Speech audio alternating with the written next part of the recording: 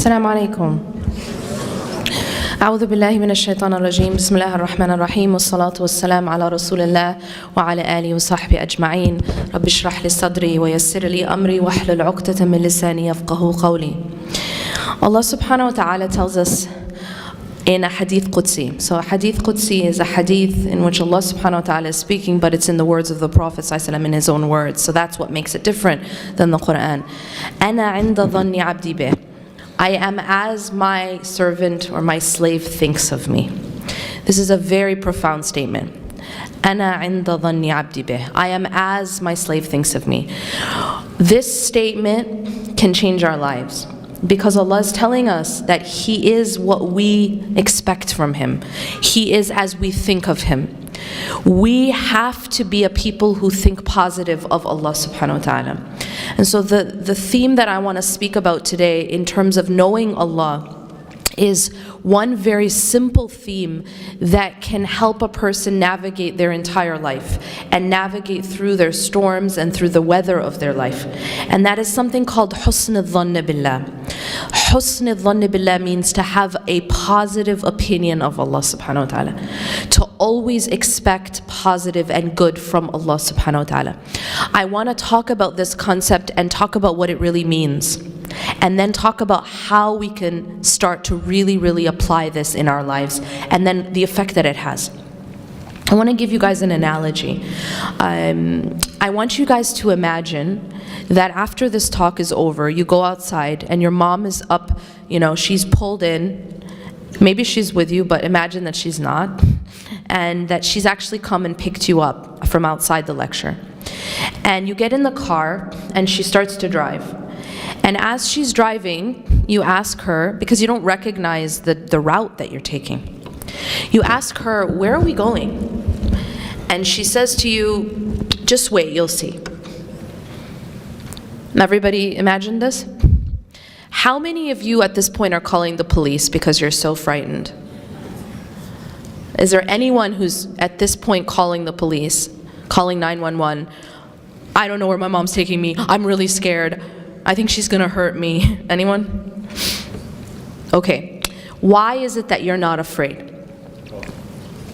It's a very simple question. A very simple answer. Trust. You said it in one word. Because you trust your mother. Now, I emphasize to you that you actually don't know where you're going, right? So I want you guys to keep that in mind. You don't know where you're going, but you trust the driver. You trust that your mother is not going to take you somewhere and then leave you there in a ditch. You trust that she's not going to hurt you. And so because of that trust, even when you don't know the route, even if you don't know where this driver is taking you, you have complete trust that she is not going to harm you. You have complete trust that the driver has your best interest in mind. Do you know what that's called? That's called husn al-dhann. That means that, many of us, we hopefully have husn al-dhann when it comes to our mothers. We know that our mother has our best interests in mind. We have a good opinion of our mothers. We trust our mothers. And because of that trust, and because of that good opinion, we don't panic even when we don't know where she's taking us. Now, what does that have to do with Allah subhanahu wa ta'ala? Allah takes us in our lives. Allah is the driver of our lives. And yet many of us, when we don't know where He's taking us, we panic. We do that thing where you call the police and say, "I'm scared, I don't know where I'm going." We do that. But maybe we're not calling the police. We're calling our friend, or we're calling our family member, or we're whoever it is that we're calling. But that feeling of panic, that feeling of anxiety, is because we don't have enough trust and a good opinion of the driver. Maybe you've taken turns in your life that you never expected. Maybe you went down routes that you never wanted. But if you have a good opinion of Allah subhanahu wa ta'ala, you know that He will never do something to harm you, even when you don't understand the route. I'm going to give you guys a second analogy. Have you guys ever been to the doctor before? Of course you have, right? Everyone's been to the doctor at least some point in their life. When you go to the doctor, imagine that you go to the doctor and the doctor says to you, ma'am or sir, you have a very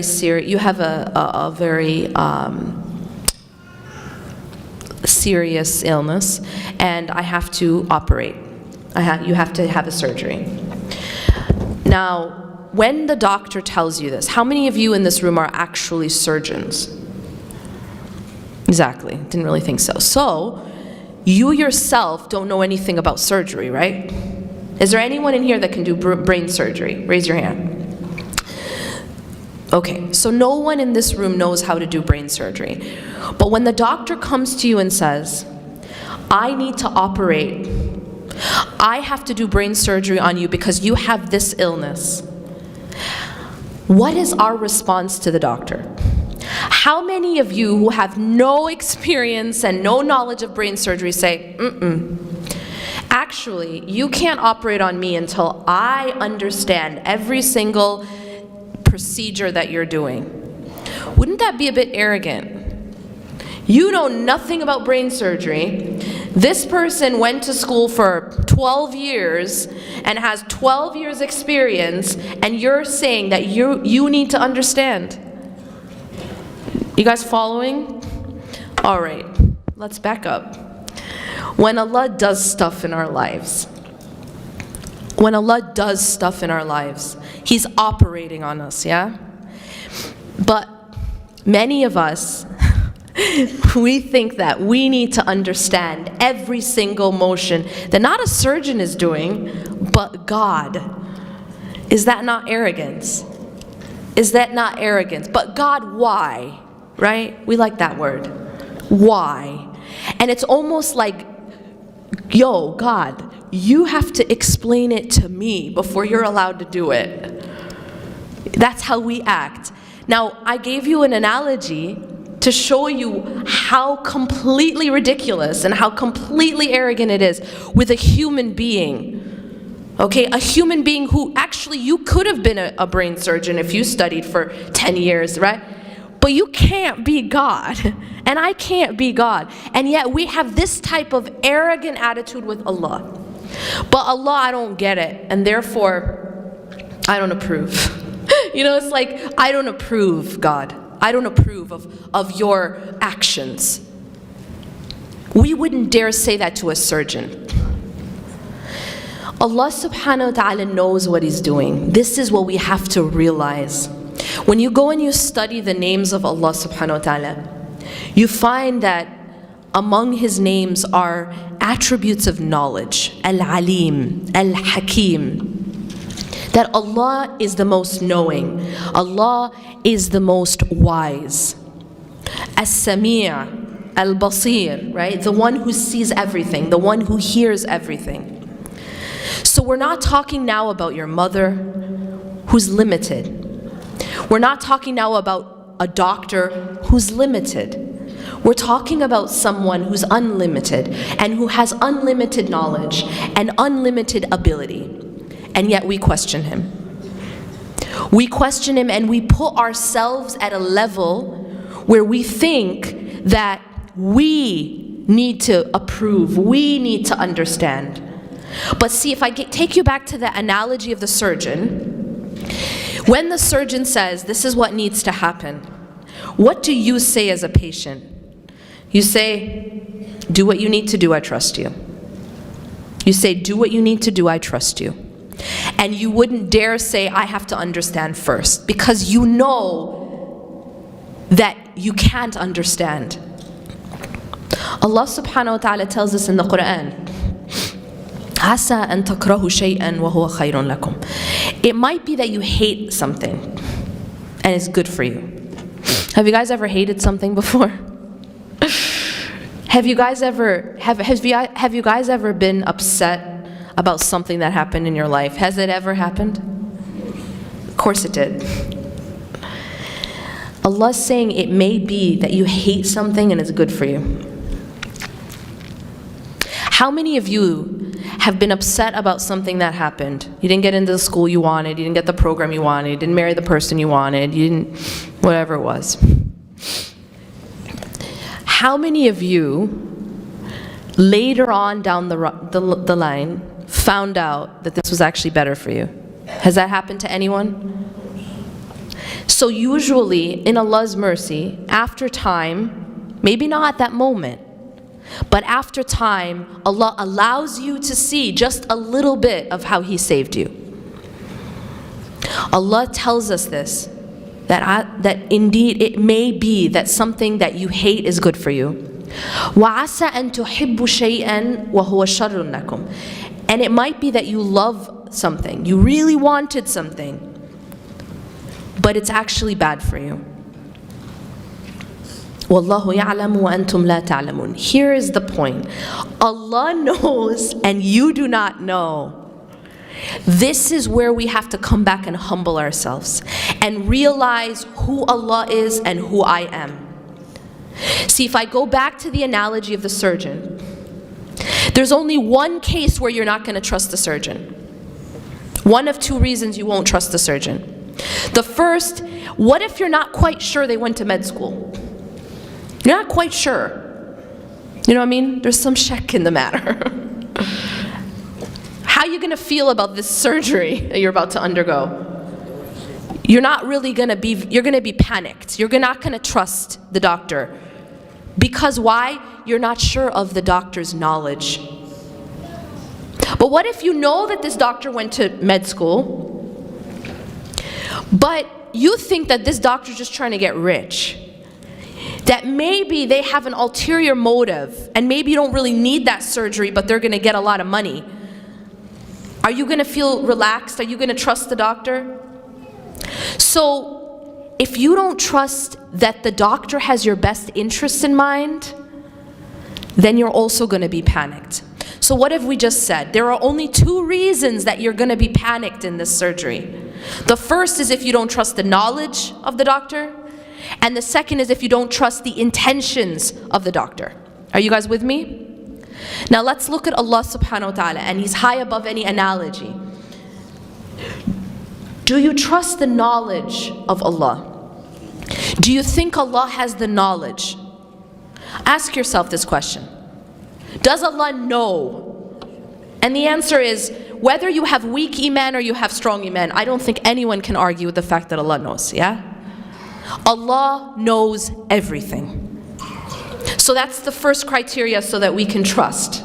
The second criteria is intention. And this is what brings me to the topic that I wanted to speak about, and that is husn al-dhann billah. Do you really believe that Allah wants good for you? Do you really deeply believe that He has your best interest in mind? Or are you afraid that maybe, just maybe, He's trying to hurt you? See, you would never think for a moment that your mom's trying to hurt you, right? But do you really believe that Allah has your best interest in mind? This is a question we have to go deep to really ask ourselves. Allah subhanahu wa ta'ala is more merciful for us. He has more mercy for us than a mother to her child. But we have no problem trusting our mother. When things happen in our lives that hurt us, our level of understanding oftentimes affects our response.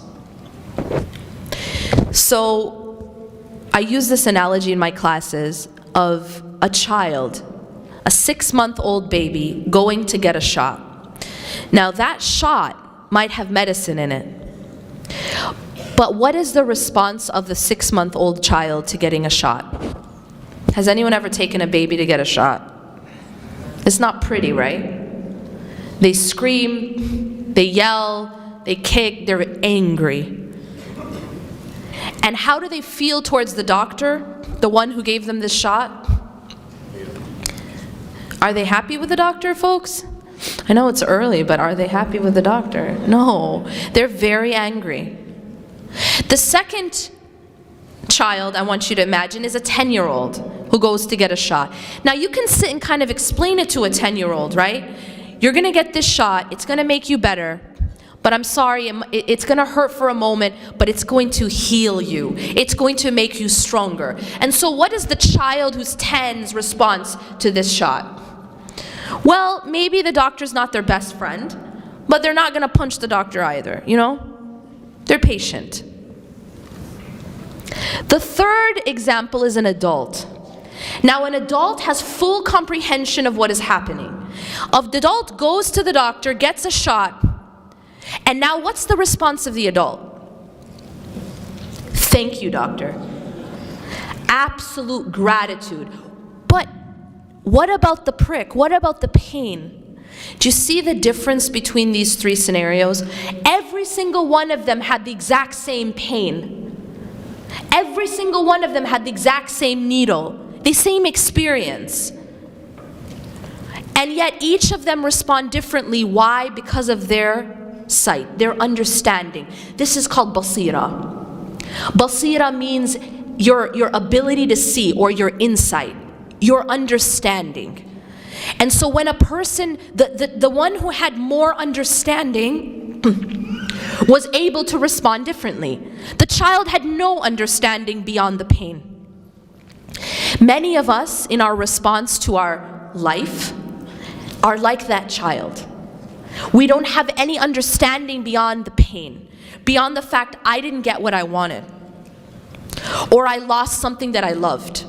It didn't work out my way, and that's all we see. And what's our response? Just like the child. Anger. Anger sometimes directed at God. Anger at Allah. How could you do this to me? How could you take this from me? How could you not give this to me? I've been asking for it for X amount of months and years. Why aren't you giving it to me? Right? Does this sound familiar at all? Why me? It's not fair. That's just like the response of the child who doesn't understand that this shot, although painful, is actually curing them.